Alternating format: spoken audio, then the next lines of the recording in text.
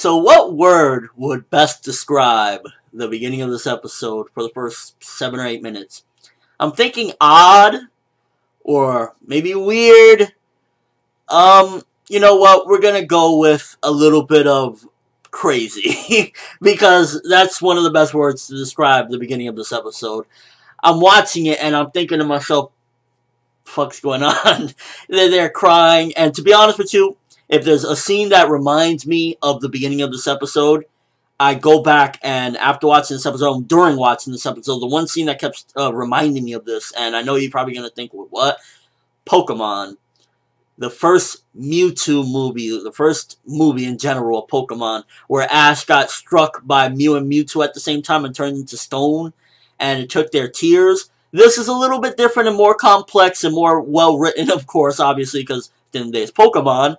But nonetheless, that's what the scene reminded me of for the first 8 minutes.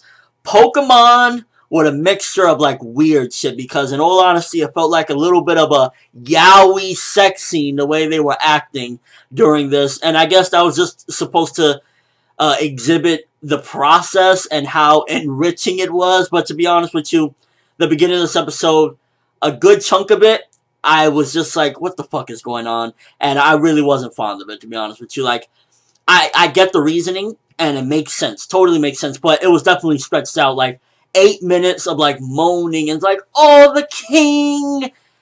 I was just like, come on, bro. What is this? Like, some anime get the beach episode. We get the moaning, threesome yaoi episode. Like, what the fuck is going on?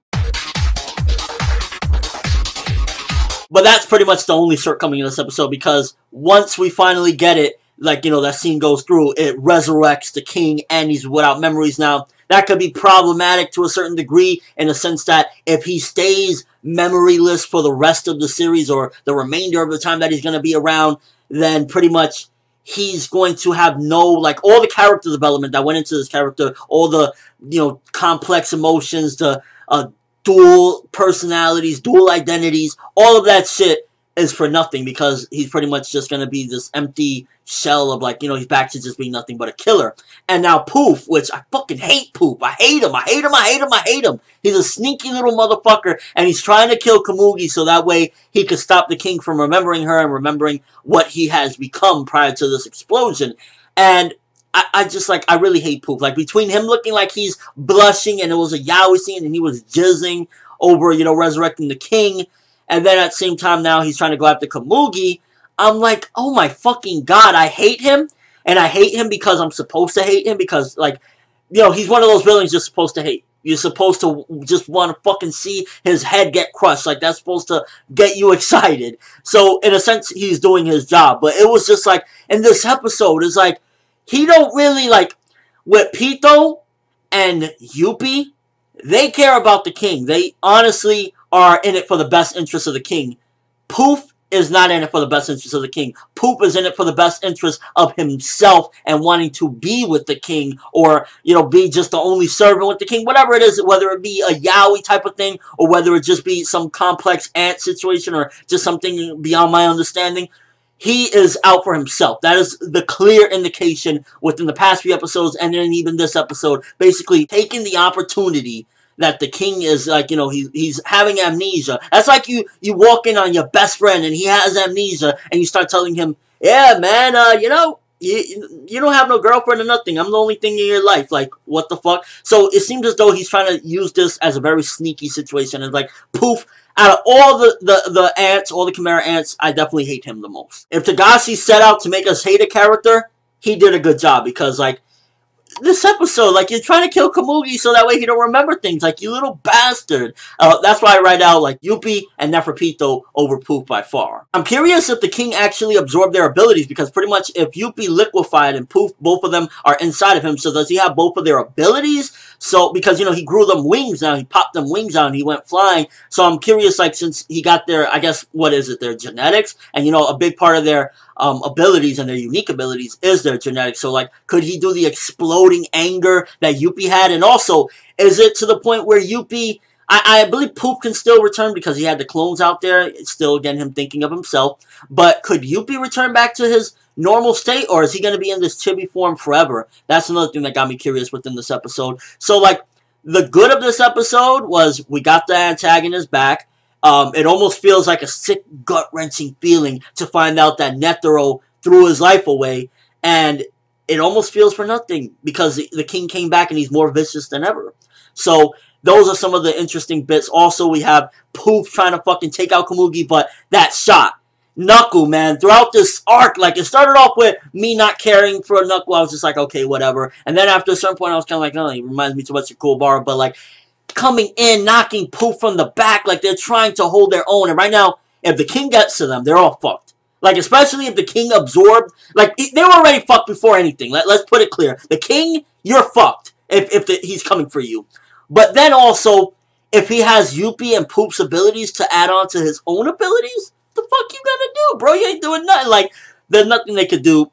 I like how he put his technique on Pouf at this point. So, they're trying. They're trying to survive. And judging from the preview, shit is gonna get real crazy based off the preview. As a whole with this episode, my only problem mainly, well, the two problems I have mainly, first of all, the ritual seemed a little too weird. It just seemed a little too out there. Like, it seemed like some yaoi scene.